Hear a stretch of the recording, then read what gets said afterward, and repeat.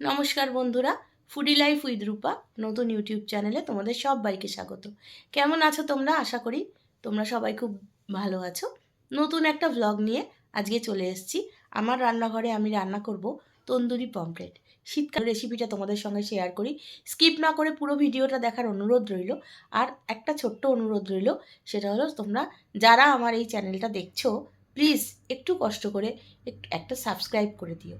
আর like comment share করো বন্ধুদের সাথে বা আত্মীয় স্বজনদের সাথে। আমার পাশে থেকো। চলো রান্নাঘরে রান্নাটা সেরে ফেলি। আজকে আমার রান্নাঘরে তন্দুরি পমফ্রেট। আমি পমফ্রেট মাছটা এই মাঝখান দিয়ে একটু কাট করে নিলাম। একটা কাট বাজার থেকে দিয়ে দিয়েছে, আর একটা কাট আমি ছোট্ট করে এখানে করে নিলাম। পমফ্রেট মাছটা মশলাটা যেন ঢুকে যায় ভিতরে, তার জন্য। এই পমফ্রেট তন্দুরিটা আমি একটা রেস্টুরেন্টে খেয়েছিলাম, আমার ভীষণ ভালো লেগেছিল। সেই রকমভাবে আমি করার চেষ্টা করছি। এটাকে ম্যারিনেট করব বলে আমি একটা মিক্স বানিয়ে নেব। মশলা মিক্সটা প্রথমে আগে বানিয়ে নেব। তার জন্য দিয়ে দেবো, আমি একটা বাটি নিয়েছি, সেই বাটির মধ্যে পাত্রের মধ্যে আমি দিয়ে দেবো একটুখানি তেল। 1 চামচ তেল দিলাম 1 চামচ জিরে। তোমরা তোমাদের পরিমাণ মতো দেবে। আমার যেহেতু এখানে 250 গ্রাম বা 260 গ্রামের মতো মাছ আছে। গোলমরিচ দিলাম হলুদ,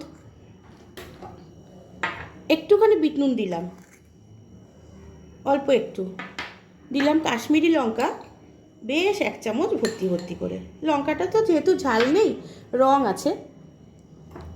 আমি যে রেস্টুরেন্টে এটা খেয়েছিলাম, সেই রেস্টুরেন্টে পমফ্রেট যে তন্দুরিটা ভীষণই সুন্দর হয়েছিল।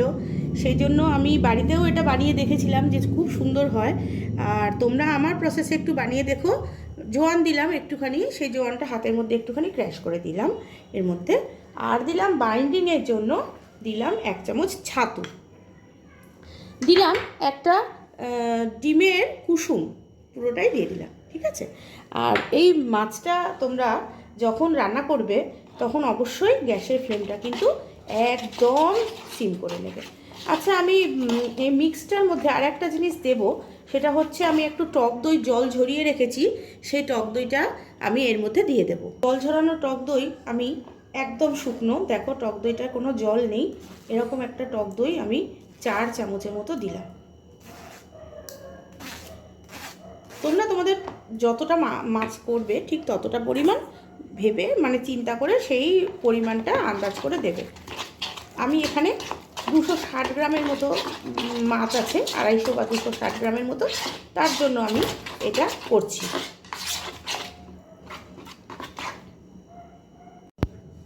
তন্দুরিতে তো একটু মানে ফুড কালার দিতেই হবে। যদি তোমরা ফুড কালার দিতে না চাও, আমি একটা লিকুইড ফুড কালার ছিল আমার কাছে, আমি সেটা দিলাম 2-3 ফোঁটা। তোমরা যদি ফুড কালার না দিতে চাও স্কিপ করতে পারো। তাহলে তোমরা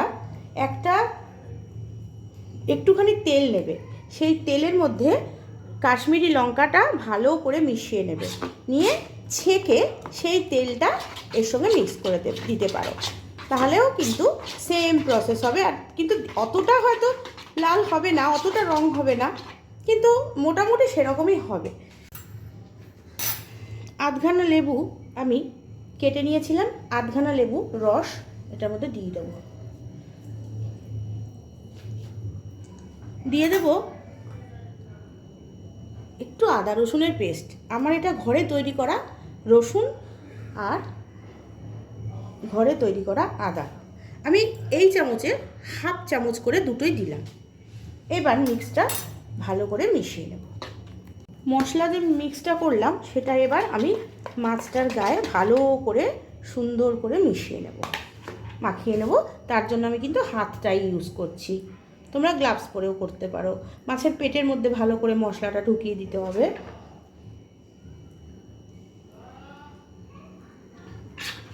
আর এপিট ওপিট করে ভালো করে মাছটাকে মাখিয়ে রেখে দিতে হবে।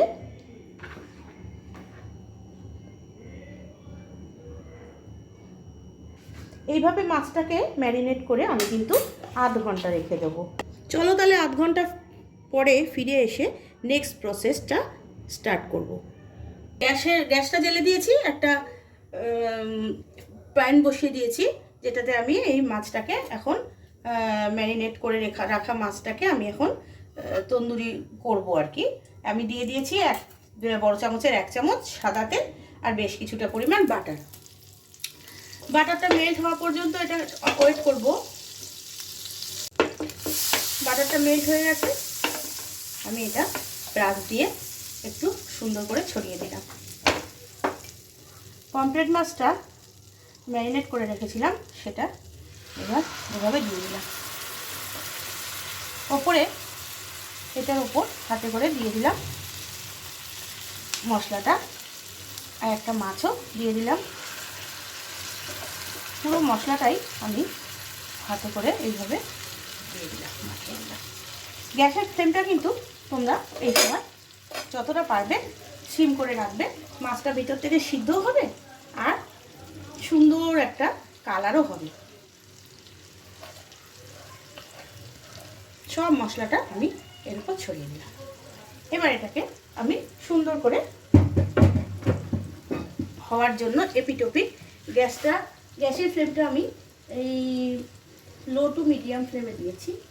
এবার আমি এপিটোপিট করে এটা ভালো করে ভেজে নেব। ভেজে মানে সেঁকে নেব আর কি। মাছটা আমি দু পিঠটাই ভালো করে ভেজে নিয়েছি। একটা ফয়েলের বাটি তৈরি করে নিয়েছি, তার মধ্যে দিয়ে দিচ্ছি সাদা হয়ে যাওয়া কিছুটা কাঠকয়লা। কাঠকয়লাটা অবশ্যই এরকম সাদা কালার হতে হবে। কাঠকয়লাটা দিয়েই এর উপরে দিয়ে দিতে হবে একটুখানি ঘি।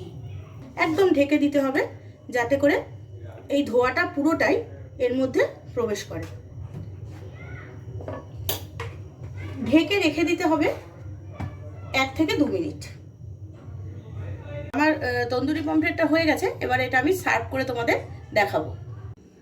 আমি তন্দুরি পমফ্রেটটা দেখো সার্ভ করে দিয়েছি। 2টো ধনেপাতার ছোট ছোট ডাল ওপরে দিয়ে দিয়েছি, আর একটু স্যালাড করেছিলাম সেই স্যালাডটাও দিয়ে দিয়েছি। সঙ্গে দিয়েছি আমার নিজের বানানো একটা ধনেপাতা পুদিনা পাতার একটা চাটনি। আমার রেসিপিটা কেমন হয়েছে কমেন্টের মাধ্যমে অবশ্যই তোমরা জানিও। সাবস্ক্রাইব করে আমার এই ছোট্ট চ্যানেলটার পাশে থেকো। যতক্ষণ আমি ফিরে আসি নতুন একটা ভিডিও নিয়ে, ততক্ষণ তোমরা সবাই খুব ভালো থেকো।